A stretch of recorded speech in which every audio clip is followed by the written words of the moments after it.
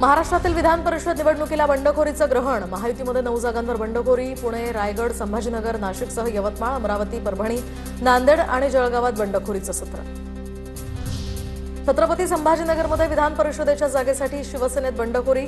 महायुतीमध्ये जागा भाजपला सुटलेली असताना सत्तारांचा मुलगा समीर सत्तारांकडून सुद्धा अर्ज दाखल, तर भाजपचे सुहास शिरसाट महायुतीचे अधिकृत उमेदवार।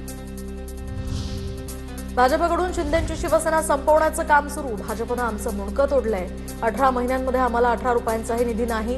बंडखोरीनंतर शिवसेनेचे अब्दुल सत्तारांचा सत्ता। मी काही 18 महिने झाले, निवडणुका झाल्या।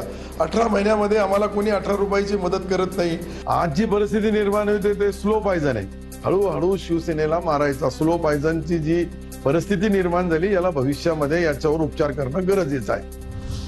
आमच्यावर आरोप करण्याआधी सत्तारांनी शिंदेंशी बोलावं। निधी आल्यानंतरच निधी देणार। सत्तारांच्या आरोपांवर भाजपच्या अतुल सावेंचं उत्तर, तर वरिष्ठ नेत्यांना भेटणार। 2 दिवसात चित्र स्पष्ट होईल, सत्तारांचं वक्तव्य। क्रमांकाचा पक्ष असलेला दुसऱ्या क्रमांकावर गेलं। महापालिकेत काय हाल झाले, जिल्हा परिषद आपल्या हातातून चालल्या गेली। ह्या सर्व गोष्टीची जबाबदारी कोणीतरी स्वीकारायला पाहिजे आणि ती जबाबदारी स्वीकारण्यासाठी आमचे उपमुख्यमंत्री, आमचे नेते आदरणीय एकनाथ शिंदे साहेब उद्या आम्हाला 6 वाजता बोलवलेलं आहे। ते त्याच्यामध्ये आमची सर्व परिस्थिती आम्ही त्यांना सांगू।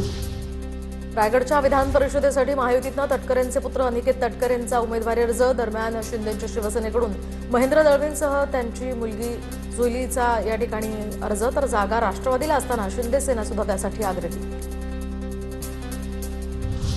नाशिकमध्ये शिंदेंच्या शिवसेनेकडून नरेंद्र दराडेंचा उमेदवारी अर्ज। दराडेंच्या विरोधात गणेश गीते आणि गोकुळ गीते निवडणुकीच्या रिंगणात, तर गीते बंधूंचा अपक्ष अर्ज दाखल।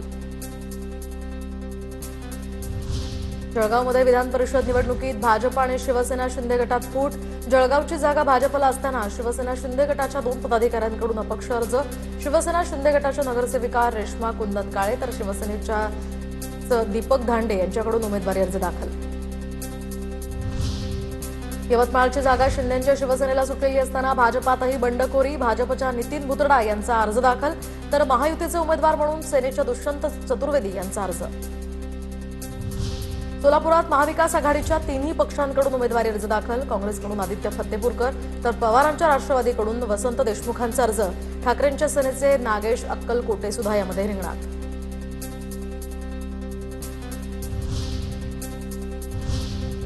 आता बघूयात विधान परिषद निवडणुकीसंदर्भातल्या इतरही काही टॉप 9 बातम्या। पुण्यात राष्ट्रवादीमध्ये विधान परिषद उमेदवारीवरून मोठा ड्रामा। राष्ट्रवादीच्या 2 उमेदवारांकडून अर्ज दाखल। विक्रम काकडेंचे अधिकृत उमेदवारी अर्ज, तर सुनील टिंगरेंकडून सुद्धा डमी अर्ज दाखल। पुणे जिल्हाधिकारी कार्यालयाबाहेर सुनील टिंगरेंच्या समर्थकांची घोषणाबाजी। सुनील टिंगरेंना न्याय द्या, समर्थक आक्रमक। सुनील टिंगरेंच्या समर्थनार्थ रामदास गाडेंचा राजीनामा। रामदास गाडे पर्वती मतदारसंघाचे कार्याध्यक्ष। सुनील टिंगरेंचा पुण्यातनं डमी अर्ज, तर पक्षानं उमेदवारी न दिल्यामुळे सुरेश घुले यांच्याकडून सुद्धा नाराजी व्यक्त। पक्षाचं काम करतोय। माझ्या मनाला जे पटलं नाही ती माझा राजीनामा दिला ना। मी माझ्या घरावर तुळशीपत्र ठेवून राजीनामा देतोय ना। हे काय माझं पत्र देतोय ना मी या ठिकाणी। कुणी नाराज होऊ नका, सगळ्यांनी एकजूट रहा। पुण्यातल्या उमेदवारीवरील ड्राम्यानंतर सुनेत्र पवार यांचं पक्षाच्या बैठकीत आवाहन। पक्ष कुठे ना कुठे संधी देईल, कुणालाही नाराज केलं जाणार नाही। ही जागा निवडून आणायची आहे, सुनेत्र पवारांचं आवाहन।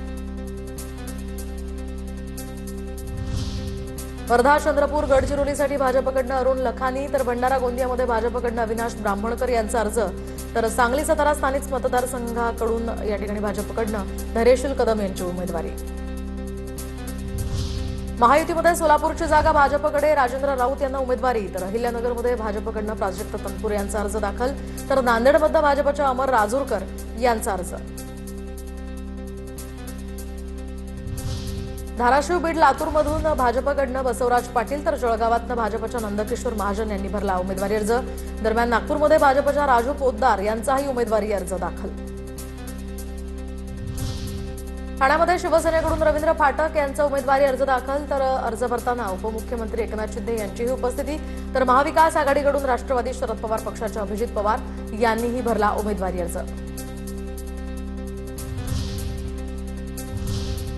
दरम्यान विधान परिषदेच्या या उमेदवारांवरून प्रतिक्रिया समोर आल्या आहेत। कुणी काय दावे प्रतिदावे केलेत पाहूयात।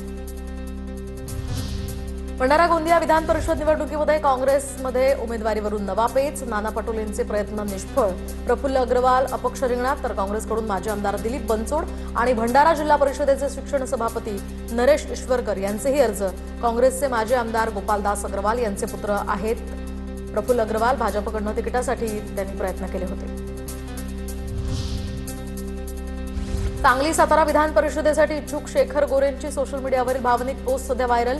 साहेब मी नक्की कुठे चुकलो अशी पोस्टमधून मुख्यमंत्री फडणवीसांना विचारणा, तर भाजपकडून इथून धैर्यशील कदम यांना उमेदवारी, तर पक्ष योग्य संधी देईल, मंत्री जयकुमार गोरेंची यावर प्रतिक्रिया. महाविकास आघाडीकडून विधान परिषदेच्या 3 जागांवर अधिकचे उमेदवार. सोलापुरातील महाविकास आघाडीमध्ये तिन्ही पक्षांकडून उमेदवार दिले गेले. नांदेडमधून काँग्रेस आणि ठाकरे यांच्या सेनेकडून प्रत्येकी 2-2 उमेदवारी अर्ज दाखल, तर नांदेडमधील महाविकास आघाडीचा अधिकृत उमेदवार 4 तारखेला ठरणार. सांगली विधान परिषदेसाठी महाविकास आघाडीमध्ये बिघाडी होण्याची शक्यता. पवारांच्या राष्ट्रवादीनंतर काँग्रेसकडनं सांगली विधान परिषदेसाठी अर्ज दाखल. काँग्रेसकडनं संजय मेंढे आणि मयूर पाटलांचा अर्ज, तर सांगली परिषदेसाठी आता पवारांच्या राष्ट्रवादीकडून बाळासाहेब पाटलांकडूनही अर्ज दाखल. उमेदवारी देताना भाजपला कार्यकर्त्यांचा विसर पडतो. सुप्रिया सुळेंचे होणारे व्याही अरुण लखानी यांच्या उमेदवारीवरून वडेट्टीवारांची भाजपवर टीका. दरम्यान वर्धा, चंद्रपूर, गडचिरोलीसाठी अरुण लखानी भाजपचे उमेदवार. काँग्रेस तुझा भाजपमध्ये विलीन करा आणि भाजपमधून भाजपवाल्याला ओरिजिनल हटवून टाकून ओरिजिनल काँग्रेस करा. सत्तेसाठी वाटेल ते, केवळ काँग्रेस मुक्त भारत, काँग्रेस मुक्त भारत. भविष्यात लखानी राष्ट्रवादीचे कार्याध्यक्ष होऊ शकतात. संजय राऊतांचं अरुण लखानींवर मिश्किल वक्तव्य, तर भविष्यात राऊत काँग्रेसचे कार्याध्यक्ष होऊ शकतात. नवनाथ बन यांचा पलटवार.